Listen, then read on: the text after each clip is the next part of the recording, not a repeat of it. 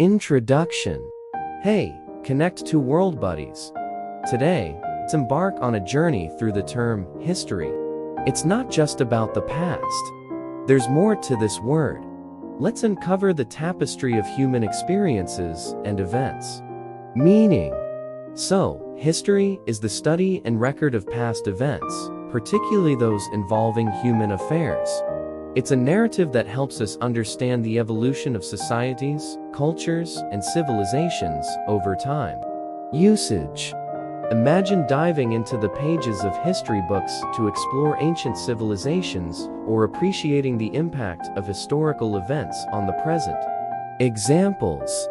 Think of pivotal moments in history, like the Renaissance, the Industrial Revolution, or significant figures like Martin Luther King Jr. Who shaped history? Pronunciation. And when you say it, it's ʻhɪs, ʻhɪs tari. A term that resonates with the echoes of the past, right? Different uses. Ever heard of oral history? It involves the collection and preservation of historical information through recorded interviews and personal accounts. Conclusion. If the vast canvas of history sparks your curiosity, consider hitting the like button and subscribing for more enlightening word journeys.